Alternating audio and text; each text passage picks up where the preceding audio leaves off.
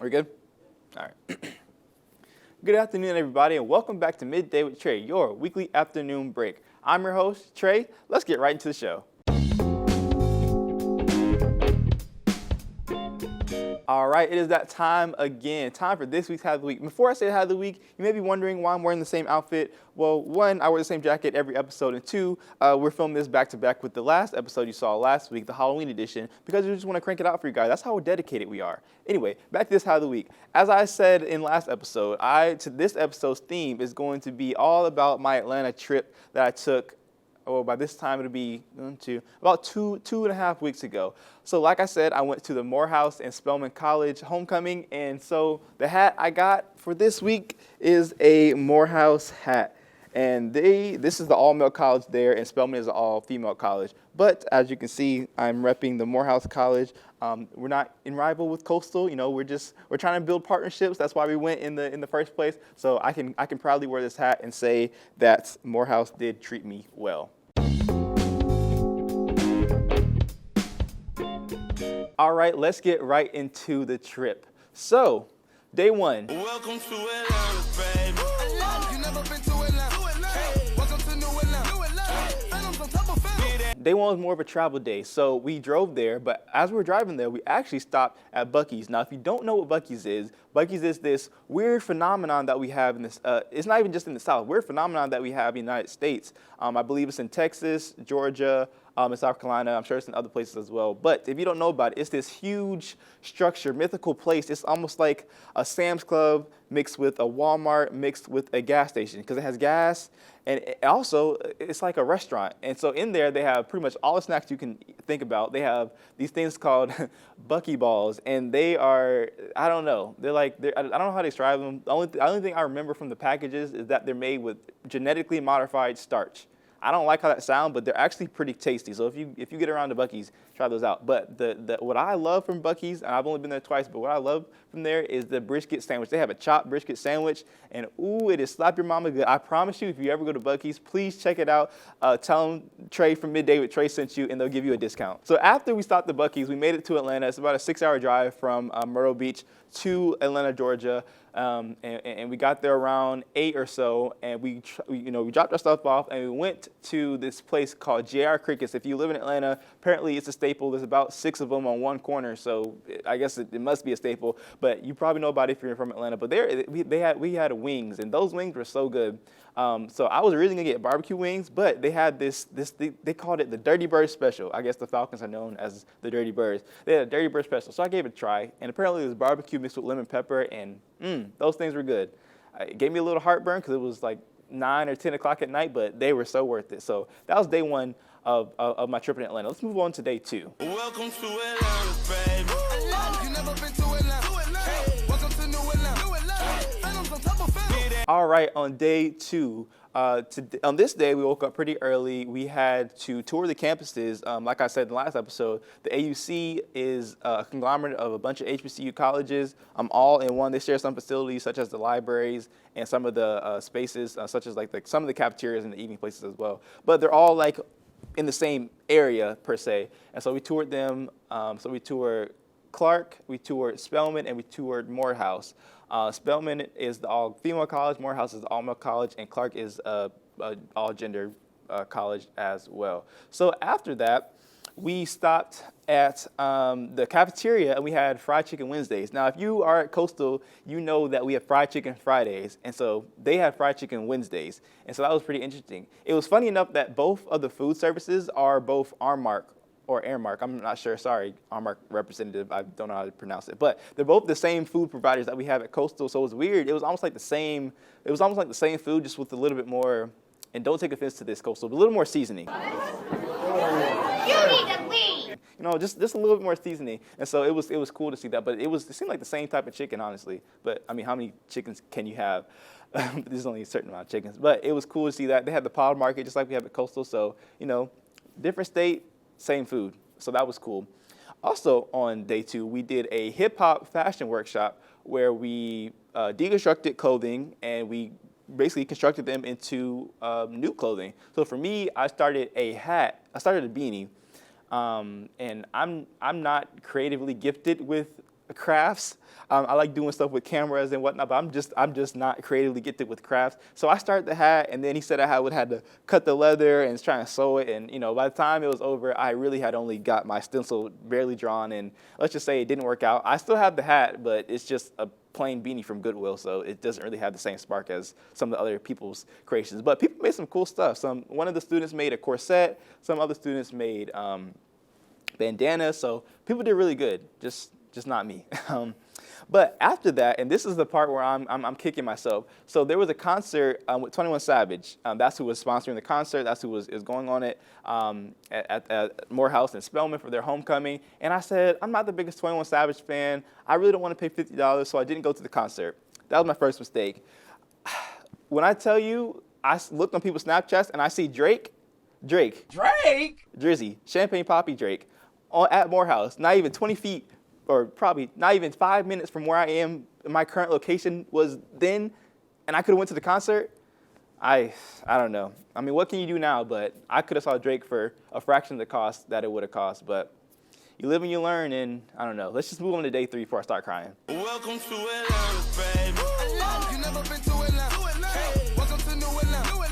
Phantoms on top of Phantoms. All right, on day 3, we started the day off by having some good gourmet breakfast at the hotel. I'm talking waffles straight from the waffle iron. I'm talking day-old oatmeal, and I'm talking non-turkey product sausages because I don't eat pork, so I couldn't have the sausages. But the eggs, they're a little runny. But anyway, we started the day off by going to this huge abandoned stadium that I believe used to be owned by either Clark or one of the other HBCUs there. And this was amazing. Just check some of these pictures out. It was so amazing. Just like it was tagged with just all these different graffiti markings. It was almost like surreal. It was like a movie because I would have never known it was there. It was like in the middle of like the south.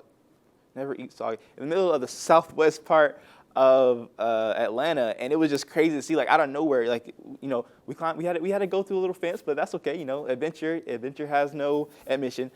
We had to climb through this fence, and then once we got it was like an open field, like a whole, like almost like an NFL-sized football stadium, and it was just crazy to see. Like you're seeing the pictures, and like it was so colorful. We got to the top, had a beautiful view of the skyline. It was just amazing. It was really, really amazing. After that, we went to a stroll off, which is strolling here at Coastal is something that the black fraternities and sororities do, but there at a HBCU they had actual stroll teams that you didn't have to be a part of these, so a part of them for. So I thought that was pretty cool. So we saw them stroll. I can't remember if there was a winner or whatnot. It was a lot of energy. It was very loud, but it was actually cool. And finally, to end day 3, and finally to end day 3, we went to the fashion show. And I got some great pictures of this. Check these out. This is my fashion show debut. I was taking pictures. I actually snuck up to like where all the other photographers were just to see if I could. Nobody said anything because if you have a camera, most times people really don't say anything to you if you look like you're actually doing something that you should be doing. So I was there at the end of the runway, so I had a great view. And so I got to take some really awesome pictures of the models. And their fashion is crazy. Sometimes I was like, I could never pull this off, but you got it.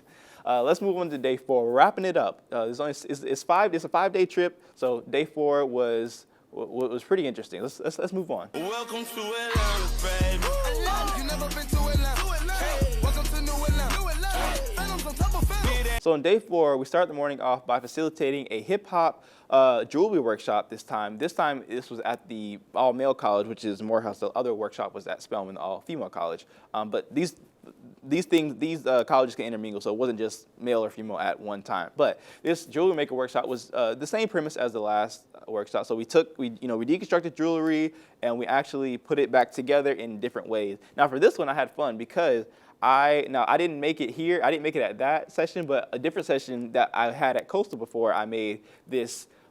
I deconstructed a watch, put the clasp of the watch on the back of the necklace, put the face of the watch on the front of the necklace. So if you want to take it off, you see where I'm going with this? When you want to take it off, you just got to unclasp it, take it off. And so that was pretty cool. But for this workshop, again, my creativity just didn't work out. So I just started picking up the camera and capturing other people's memories for them. Free of charge, of course. After the workshop, we ate some great soul food from a restaurant there called Pasho's. And this seemed to be like a historic restaurant in that area. There was a whole like history lesson on the wall, but I was too busy eating, if I'm being honest. I was too busy eating to even read.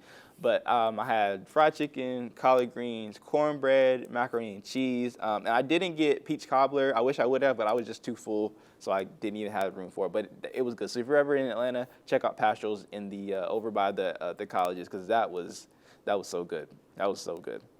After that, we checked out Jazz at the Museum, which was a jazz event at the museum. It was after hours, so the museum was closed. I felt like I was a billionaire for a night, if I'm being honest.